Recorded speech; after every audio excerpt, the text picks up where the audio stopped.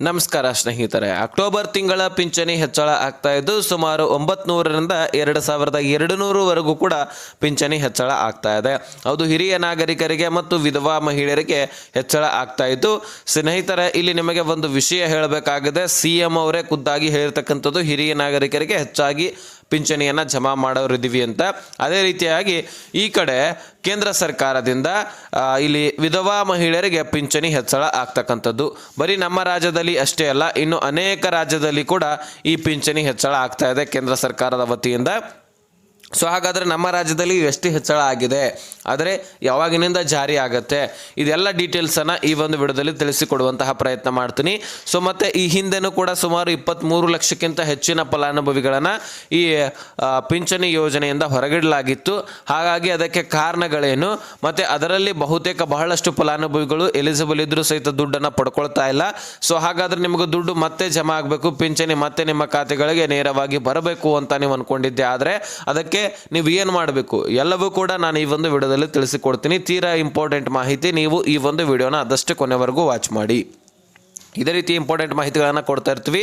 Subscribe ಮಾಡಿಕೊಂಡು notification all ಅಂತ ಕೂಡ ಸೆಟ್ ಮಾಡಿ. ಈಗ ನಾವು ನೇರವಾಗಿ ಟಾಪಿಕ್ಗೆ ಬರೋಣ ಸ್ನೇಹಿತರೆ. ಕೇಂದ್ರ ಸರ್ಕಾರದ ಬಗ್ಗೆ ಒಂದಿಷ್ಟು ಮಾಹಿತಿಯನ್ನು ನಾನು ಹೇಳ್ತೀನಿ, ರಾಜ್ಯ ಸರ್ಕಾರದ ಬಗ್ಗೆ ತದನಂತರ ತಿಳಿಯೋಣ. ಈಗ ವಿಧವಾ ಮಹಿಳೆಯರಿಗೆ ಪಿಂಚಣಿಯನ್ನು ಹೆಚ್ಚಳ ಮಾಡ್ತಾ ಇದ್ದೀವಿ ಅಂತ ಸ್ಪಷ್ಟನೆಯನ್ನು ಕೊಟ್ಟಿದ್ದಾರೆ. ಈಗಾಗಲೇ ಉತ್ತರ ಪ್ರದೇಶದಲ್ಲಿ ಕೂಡ ಹೆಚ್ಚಳ ಮಾಡಿದ್ದಾರೆ. ನಮ್ಮ ಕರ್ನಾಟಕ ರಾಜ್ಯದಲ್ಲಿ 900ರಿಂದ 2200ವರೆಗೂ ಕೂಡ ಪಿಂಚಣಿಯನ್ನು ಹೆಚ್ಚಳ ಮಾಡಲಿದ್ದಾರೆ. ಉತ್ತರ ಪ್ರದೇಶದಲ್ಲಿ 500ರಿಂದ 1500ಕ್ಕೆ ಏರಿಕೆ ಆಗಲಿದೆ. ಬಿಹಾರದಲ್ಲಿ 600ರಿಂದ 2000ಕ್ಕೆ ಏರಿಕೆ ಆಗಲಿದೆ. ಮಹಾರಾಷ್ಟ್ರದಲ್ಲಿ 800ರಿಂದ 2000ಕ್ಕೆ ಏರಿಕೆ ಆಗಲಿದೆ. ಹರಿಯಾಣಕ್ಕೆ 1200 ಅಂದರೆ 1200ರಿಂದ 2500ಕ್ಕೆ ಏರಿಕೆ ಆಗಲಿದೆ. ಮಧ್ಯಪ್ರದೇಶಕ್ಕೆ 1000ದಿಂದ 3000ಕ್ಕೆ ಏರಿಕೆ ಆಗಲಿದೆ. ರಾಜಸ್ಥಾನಕ್ಕೆ 750ರಿಂದ 2500ಕ್ಕೆ ಏರಿಕೆ ಆಗಲಿದೆ.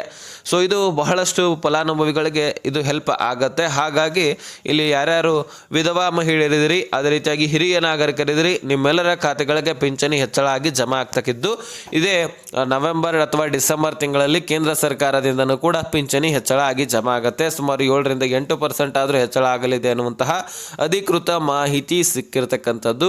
ಯಾವ ಮಹಿಳೆಯರು ಕೂಡ ತಲೆ ಕೆಡಿಸ್ಕೊಳ್ಬೇಡಿ.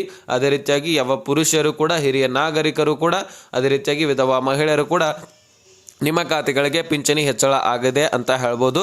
ಇನ್ನು ಮುಂದೆ ನಿಮಗೆ ಜಮಾ ಆಗುವಂತಹ ಸಾಧ್ಯತೆ ಇದೆ. ಜಮಾ ಆದರೆ ಕಮೆಂಟ್ ಮಾಡಿ ತಿಳಿಸೋದನ್ನು ಮರಿಬೇಡಿ ಸ್ನೇಹಿತರೆ. ಇನ್ನು ಹಿರಿಯ ನಾಗರಿಕರ ಬಗ್ಗೆ CM ಅವರೇ ಸ್ವತಃ ಹೇಳಿದರು. ಅಂದರೆ 2025ರ ಒಳಗಾಗಿ ನಾವು ಪಿಂಚಣಿಯನ್ನು, ಅಂದರೆ ಮುಕ್ತಾಯದ ಒಳಗಾಗಿ ಪಿಂಚಣಿಯನ್ನು ಹೆಚ್ಚಳ ಮಾಡಲಿದ್ದೇವೆ. ಹಿರಿಯ ನಾಗರಿಕರಿಗೆ ಬಹುತೇಕ ನಾವು 2 ವರ್ಷದಿಂದ ಕಾಯ್ತಾ ಇದ್ದೀವಿ ಹೆಚ್ಚಳ ಮಾಡಬೇಕಂತ ಹೇಳಿಬಿಟ್ಟು, ಆದರೆ ಆಗಿರಲಿಲ್ಲ. ಈಗ 2025ರ ಮುಕ್ತಾಯದ ಒಳಗಾಗಿ ನಾವು ಪಿಂಚಣಿಯನ್ನು ಹೆಚ್ಚಳ ಮಾಡಿಕೊಡ್ತೇವೆ ಅಂತಕ್ಕಂತಹ ಸ್ಪಷ್ಟನೆಯನ್ನು ಹಿರಿಯ ನಾಗರಿಕರ ಸಭೆಯಲ್ಲಿ ಬೆಂಗಳೂರಿನಲ್ಲಿ ಹೇಳ್ತಾರೆ.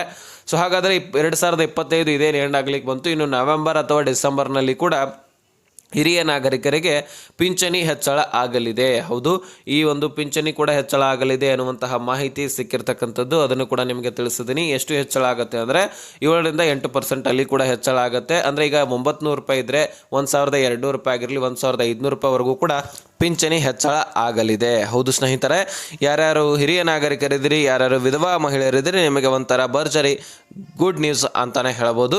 ಸೊ ಎಲ್ಲರೂ ಕೂಡ ಪಿಂಚಣಿ ಹೆಚ್ಚಳ ಆಗತ್ತೆ ಅಂತ ಕಾಯ್ತಿದ್ರೆ ಈಗ ಜಮಾ ಆಗ್ತಾ ಇದೆ ನೋಡಿ. ಆದರೆ ರಾಜ್ಯ ಸರ್ಕಾರ ಇಲ್ಲಿ ಒಂದು ಹೊಡೆತ ಕೂಡ ಕೊಟ್ಟಿರ್ತಕ್ಕಂಥದ್ದು. ಯಾರ್ಯಾರು ಎಲಿಜಿಬಿಲಿಟಿಯನ್ನು ಹೊಂದಿಲ್ಲ, ಬಹುತೇಕ ಬಹಳಷ್ಟು ಕುಟುಂಬದವರು ಏನು ಮಾಡ್ತಾ ಇದ್ದಾರೆ, ಹಿರಿಯ ನಾಗರಿಕರು ಅಥವಾ ವಿಧವಾ ಮಹಿಳೆಯರು ತೀರಿ ಹೋಗಿದ್ರೆ ಸಹಿತ ಅವರ ಕುಟುಂಬಸ್ಥರು ಇನ್ನೂ ಕೂಡ ಅವರ ಹೆಸರಲ್ಲೇ ಪಿಂಚಣಿಯನ್ನು ಪಡ್ಕೊಳ್ತಾ ಇದ್ರು. ಕೊನೆಯದಾಗಿ ಮರಣ ಉತ್ತಾರ ತೆಗೆಸ್ಕೊಂಡು ಒಮ್ಮೆಲೆ ದುಡ್ಡನ್ನು ಪಡ್ಕೊಂಡು ಬಿಡ್ತಾರೆ. ಸೊ ಹಾಗಾಗಿ ಈ ರೀತಿ ಯಾರ್ಯಾರು ಮಾಡ್ತಾ ಇದ್ದಾರೆ ನೋಡಿ, ಅವರೆಲ್ಲರನ್ನು ಕೂಡ ಕಂಡು ಹಿಡ್ಕೊಂಡು ವೆರಿಫಿಕೇಷನ್ ಮಾಡಿಕೊಂಡು ಅವರನ್ನು ಕೂಡ ಹೊರಗಿಡಲಾಗಿತ್ತು. ಸುಮಾರು 23 ಲಕ್ಷಕ್ಕಿಂತ ಹೆಚ್ಚಿನ ಫಲಾನುಭವಿಗಳನ್ನು ಹೊರಗಿಡಲಾಗಿದೆ. ಫೇಕ್ ಡಾಕ್ಯುಮೆಂಟ್ಸ್ಗಳಿಂದ ಕೂಡ ದುಡ್ಡನ್ನು ಪಡ್ಕೊಳ್ತಾ ಇದ್ರು. ಶ್ರೀಮಂತರಿದ್ದರೂ ಸಹಿತ ಪಿಂಚಣಿಯನ್ನು ಪಡ್ಕೊಳ್ತಾ ಇದ್ರು. ಹಾಗಾಗಿ ಅಂಥವ್ರನ್ನೆಲ್ಲರನ್ನು ಕೂಡ ಹೊರಗಿಡಲಾಗಿದೆ.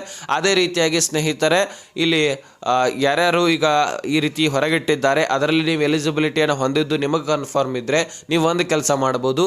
ನೀವು ಬದುಕಿದ್ದೀರಾ ಅಂತಕ್ಕಂಥದ್ದನ್ನು, ಲೈಫ್ ಸರ್ಟಿಫಿಕೇಟನ್ನು, ಜೀವಿತ ಪ್ರಮಾಣ ಪತ್ರವನ್ನು ನಾನು ಈ ಒಂದು ಪಿಂಚಣಿ ಯೋಜನೆಗೆ ಸಂಬಂಧಪಟ್ಟಂಥ ವಿಡಿಯೋಸ್ಗಳಲ್ಲಿ ಇದನ್ನು ಹೇಳ್ತಾನೆ ಇರ್ತೀನಿ. ಯಾಕಂದರೆ ಬಹುತೇಕ ಫಲಾನುಭವಿಗಳು ಜೀವಂತ ಇದ್ದರೂ ಸಹಿತ ಅವರ ಹೆಸರಲ್ಲಿ ಇನ್ನೂ ಕೂಡ ಪಿಂಚಣಿ ಸಿಗ್ತಾ ಇಲ್ಲ. ಸೊ ನೀವೇನು ಮಾಡಬೇಕು, ನಿಮ್ಮ ಲೈಫ್ ಸರ್ಟಿಫಿಕೇಟ್ ಜೀವಿತ ಪ್ರಮಾಣ ಪತ್ರವನ್ನು ಎಲ್ಲಿ ಸಬ್ಮಿಟ್ ಮಾಡಬೇಕು, ನೀವು ಯಾವ ಬ್ಯಾಂಕ್ನಲ್ಲಿ ದುಡ್ಡನ್ನು ಪಡ್ಕೊಳ್ತಾ ಇರ್ತೀರಿ ಈ ಹಿಂದೆ ಆ ಒಂದು ಬ್ಯಾಂಕ್ನಲ್ಲಿ ಹೋಗಿ ಸಬ್ಮಿಟ್ ಮಾಡಬೇಕು. ತದನಂತರ ನಿಮಗೆ ದುಡ್ಡನ್ನು ಜಮಾ ಮಾಡಲಿಕ್ಕೆ ಸ್ಟಾರ್ಟ್ ಮಾಡ್ತಾರೆ.